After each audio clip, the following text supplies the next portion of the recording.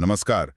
आज हम एक बहुत ही नाटकीय घटना पर बात करने वाले हैं। जी। कंस के अंत की भविष्यवाणी और फिर उसका सबसे बड़ा डर, 8वीं संतान का जन्म। हाँ, और उसका वो रहस्यमयी ढंग से बच निकलना। बिल्कुल। हमारे पास जो स्रोत हैं वो इस पूरी घटना का जिक्र करता है, कैसे दरवाजे खुल गए, पहरेदार वो सब सो गए और वासुदेव उस नन्हे बच्चे को लेकर यमुना पार कर रहे हैं। कमाल की बात है। स्रोत तो यहाँ तक कहता है कि उफनती हुई यमुना भी एकदम शांत हो गई और शेषनाग ने आकर छाया दी। तो चलिए इस पर जरा गहराई से बात करते हैं। स्रोत के अनुसार ये सब कैसे हुआ और इसका मतलब क्या था? बिल्कुल। और देखिए, दिलचस्प बात यह है कि ये सिर्फ एक बच्चे के जन्म या भागने की कहानी नहीं है। हाँ। हमारे स्रोत के हिसाब से देखें तो ये उस भविष्यवाणी के सच होने की तरफ पहला निर्णायक कदम था। अच्छा। वही भविष्यवाणी जिसने मथुरा के इतने शक्तिशाली राजा कंस की, आप कह सकती हैं, नींव हिला दी थी। हाँ। ये असल में धर्म की पुनर्स्थापना के एक नए युग का संकेत माना जाता है। तो शुरुआत करते हैं उसी रात से। जैसे ही 8वीं संतान का जन्म हुआ, स्रोत बताता है कि झेल के ताले वो अपने आप खुल गए। जी हाँ, अपने आप। और पहरेदार सब गहरी नींद में। ये सब कैसे हुआ होगा? स्रोत इसे कैसे देखता है? क्या ये सिर्फ इत्तेफाक था या कुछ और? नहीं, स्रोत इसे महज इत्तेफाक या संयोग तो बिल्कुल नहीं मानता। अच्छा। देखिए, दरवाजों का खुल जाना, पहरेदारों का एकदम बेहोश सा हो जाना, ये घटनाएं सीधे सीधे दैवीय हस्तक्षेप की ओर इशारा करती हैं। स्रोत इस बात पे जोर देता है कि ये प्रकृति और शायद नियति का मिला जुला संकेत था कि भाई अब बदलाव का वक्त आ गया है और ये जो बालक है इसका मकसद कोई आम नहीं है। और फिर वो यमुना पार करने वाला दृश्य। वासुदेव बच्चे को टोकरी में लेकर निकले हैं, लेकिन सामने तो उफनती हुई यमुना थी। हाँ, बिल्कुल। स्रोत बताता है कि जैसे ही वासुदेव ने नदी में पैर रखा, लहरें शांत हो गईं। और इतना ही नहीं, शेषनाग प्रकट हुए और उन्होंने अपने फन फैलाकर छाया की। जी। क्या ये सिर्फ रास्ता देना था या इसका कोई गहरा मतलब भी है? स्रोत के मुताबिक यहाँ स्रोत का संकेत बहुत गहरा है। यमुना का यूं शांत हो जाना ये सिर्फ रास्ता देना नहीं था। तो फिर ये एक तरह से प्रकृति की मौन स्वीकृति थी। जैसे प्रकृति कह रही हो कि धर्म की रक्षा के लिए जो होना है उसे होने दो। वाह। और शेषनाग का आना, वो तो उस बालक के दिव्य स्वरूप और उसके संरक्षण का प्रतीक था।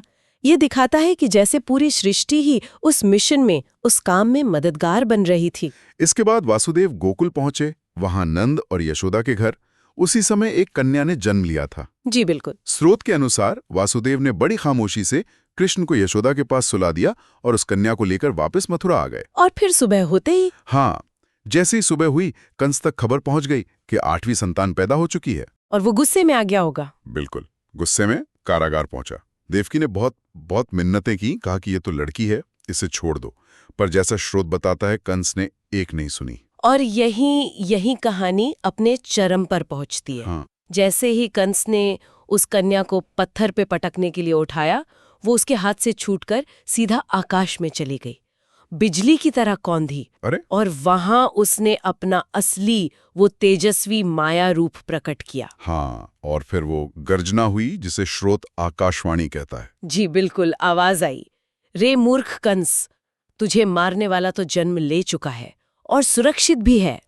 अब तेरा काल, तेरा अंत निकट है। स्रोत में कंस की उस वक्त की हालत का जो जिक्र है, क्या वो सिर्फ डर था या उसके टूटे हुए घमंड की झलक भी थी उसमें?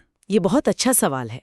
स्रोत बताता है कि कंस डरा तो बहुत बुरी तरह, लेकिन साथ ही उसका अहंकार, उसका दंभ, वो भी बुरी तरह आहत हुआ। अच्छा। सोचिए, एक आकाशवाणी ने उसके सारे घमंड को चुनौती दे दी थी।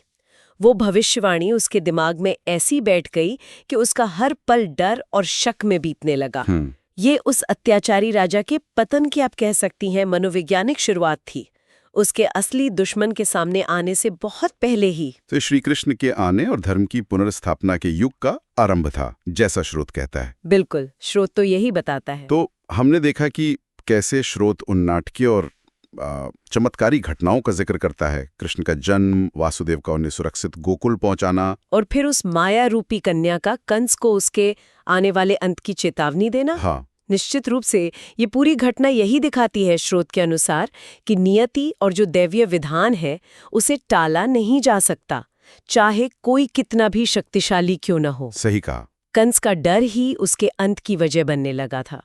और यहाँ एक सोचने वाली बात उठती है, क्या किसी भी ताकतवर इंसान के लिए उसका अपना अंदरूनी डर, उसका खुद का भय ही उसकी सबसे बड़ी कैद बन सकता है, उसके असली दुश्मन के सामने आने से भी बहुत पहले?